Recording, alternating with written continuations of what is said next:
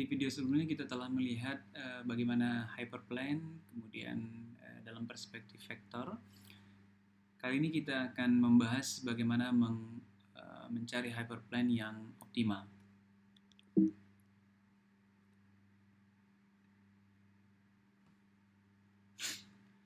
Oke, seandainya kita punya dataset seperti biasa, gitu ya. Kita punya dua kelas dataset yang merah dan biru dua kelas. Kita ingin cari hyperplane yang optimal, ya, bukan sembarang hyperplane, tapi hyperplane yang optimal, yaitu yang distance atau yang marginnya besar. Ya. Maksudnya adalah kita lihat seperti ini. Ini adalah margin, ya. Mengingat kembali bahwa margin adalah ya jarak antar data, ya, jarak antara data yang terdekat. Jadi kalau kita pilih hyperplane adalah yang merah ini, maka kita harus cari jarak ke data terdekat. Misalnya jarak ke data terdekat adalah yang ini, ya.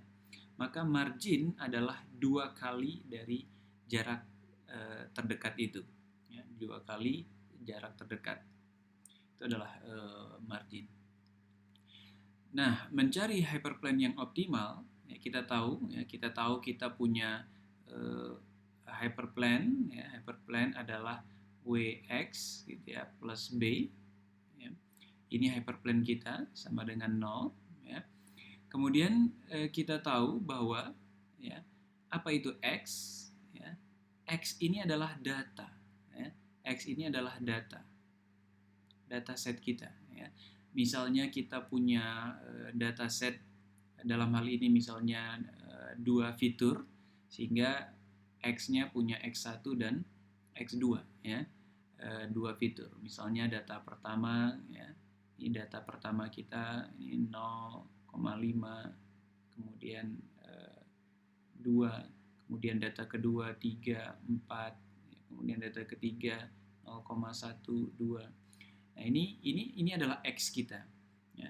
Dan biasanya X adalah sesuatu yang bukan ingin kita ubah-ubah. Artinya X adalah sesuatu yang udah memang kita punya, kita dapatkan, ya, atau malah diberikan, ya. Sedangkan untuk mencari hyperplane yang optimal, ya, yang harus kita ubah adalah, yang harus kita adjust adalah nilai W, vektor W, dan skalar B. Ya, jadi mencari hyperplane yang optimal itu sama dengan mencari W dan B, gitu ya, yang paling optimal. Yaitu, ya, optimal di sini adalah yang memaksimumkan margin. Nanti kita lihat lebih jauh bagaimana formula untuk memaksimumkan margin. Nah, sedikit catatan bahwa, ya, terkadang data kita, ya, itu bisa dipisahkan oleh sebuah garis seperti ini, ya. Artinya data ini bisa disebut dengan linearly separable, ya. Bisa juga 3 dimensi. Kalau 3 dimensi artinya bisa dipisahkan oleh sebuah plane, ya. Data itu tetap disebut linearly separable. Namun ada kadang data yang bentuknya, ya, awalnya misalnya kalau dalam 2 dimensi dia tidak non-linearly separable, artinya tidak ada satu garis yang bisa memisahkan data ini. Ya, data ini bisa dipisahkan oleh seperti lingkaran, ya. Dan lingkaran dalam hal ini kita tidak sebut linear, ya, sehingga data seperti ini disebut non-linear separable, ya.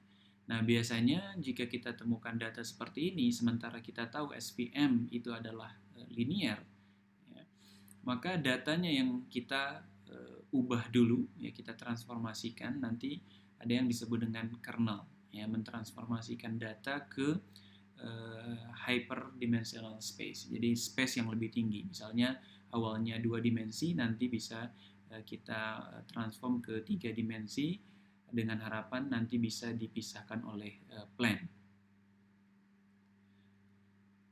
Nah, kemudian kita lanjut lebih dalam, ya. Target kita adalah mencari formula, ya, atau mencari equation, ya, untuk mendapatkan bagaimana untuk mencari W dan B. Ya, kita belum punya equation untuk optimasi, ya, artinya yang harus diminimumkan ataupun dimaksimumkan. Kita baru punya hyperplane, ya, hyperplane seperti ini, ya. ini belum menginclude, ya, belum memikirkan masalah margin. Nah, kemudian ya jika kita punya hyperplane yang di tengah tadi, ya, hyperplane yang di tengah, kalau masih ingat ini, ya, kita bisa kasih nama, ya, hyperplane yang di tengah ini dengan nama misalnya HO, ya, kita kasih nama HO. Nah, kemudian salah satunya kita kasih nama misalnya H1 dan H2. Ya, H2. Jadi jarak antara H0 ke H1 itu sama dengan H0 ke H2. Ya, jadi dia akan mencari jarak terdekat kalau seandainya ada titik X yang di sini yang berwarna data merah, ya, ada di sini, seandainya ini untuk memperjelas, maka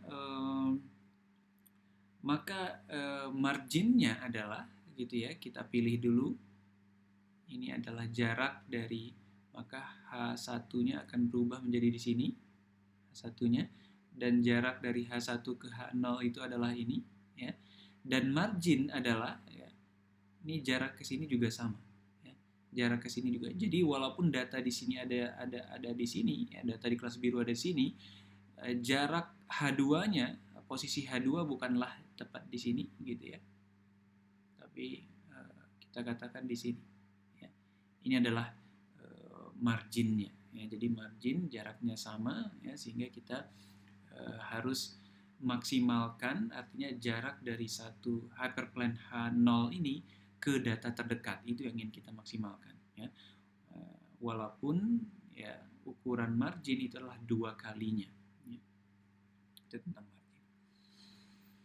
Nah, kemudian kalau kita lihat, ya, kita punya ada yang namanya constraint, batasan, ya, batasan untuk Wx plus B yang tadi kita punya hanya sama dengan 0, sekarang kita punya batasan di mana Wxi plus B itu lebih dari sama dengan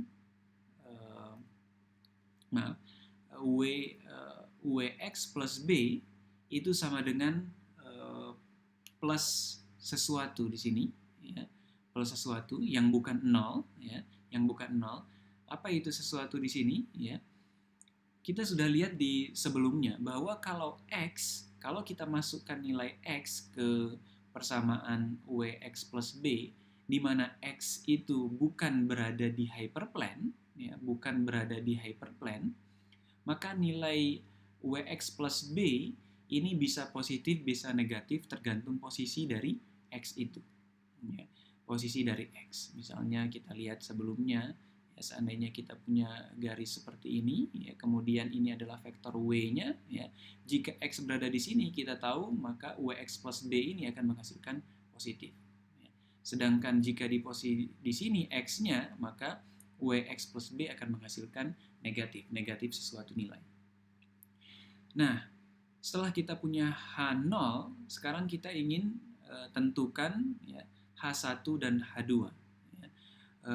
Equation untuk H1 dan H2. Ini H0. Ya. Nah, kita ingin H1 dan H2, posisinya seperti ini, ya, jaraknya sama. Ini H1 misalnya, ya, H1, kemudian H2, ya. Kita anggap H1 itu adalah yang bagian yang positif, yang ini adalah vektor W, ya, dan H2 adalah yang negatifnya. Ya. Maka kita ingin, ya, Wx plus B, ya, untuk data yang ada di H1, tepat H1, itu adalah plus sesuatu, ya, plus delta. Sedangkan yang di sini, ya, jika ada data yang tepat di posisi H2, maka Wx plus B itu sama dengan minus delta, ya, jika ada data tepat di posisi H1 dan H2. Ya, kita belum tahu nilainya berapa, kita kasih saja delta dulu, gitu ya.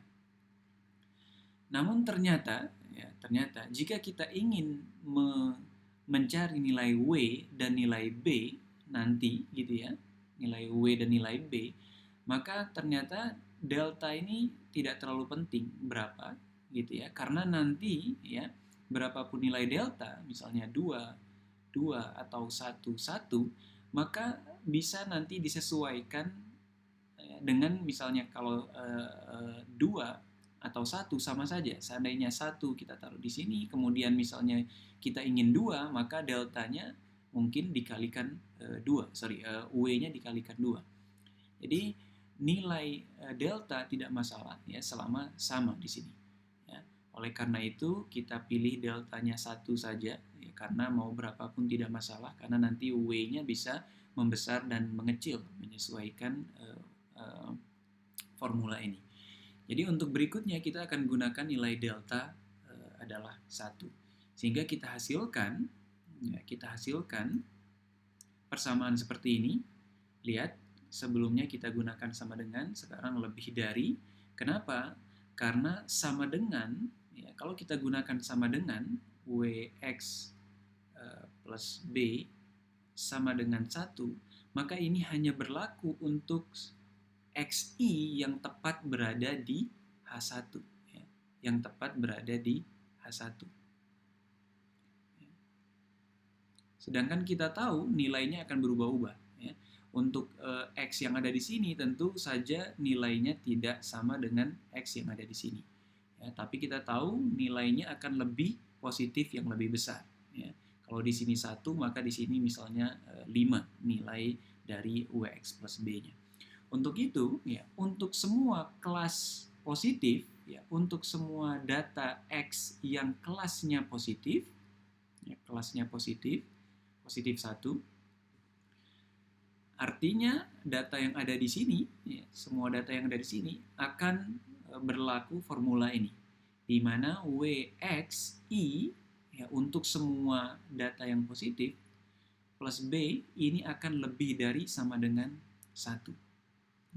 Karena tadi jika di sini dia 1, jika di sini posisi XI-nya akan lebih dari 1. Hal yang sama berlaku juga untuk data yang kelas negatif, ya, negatif 1.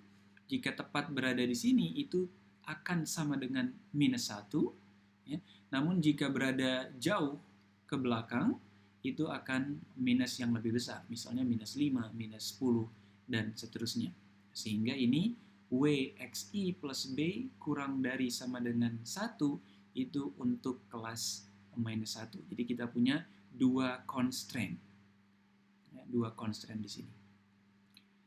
Kalau kita lihat lebih jauh ya terkait dengan constraint, kita lihat dulu. Ini adalah contoh hyperplane ya, yang memenuhi constraint.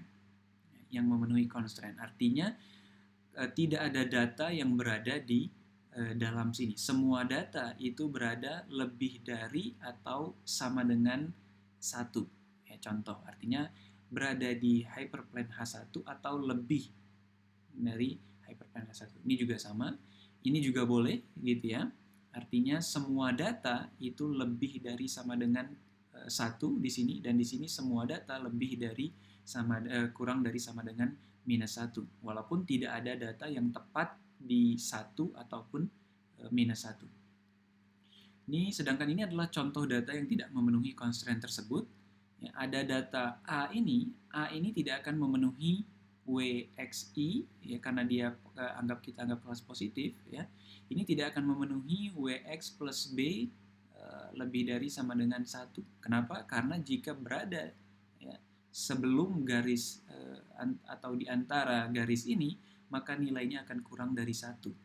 Walaupun ya seandainya hyperplane-nya berada di tengah sini, walaupun dia positif, tapi positifnya adalah mungkin sekitar 0,8 misalnya, tidak sampai 1. Sehingga ini melanggar constraint yang kita punya tadi. Ya, begitu juga yang lain, ya ini semuanya melanggar constraint.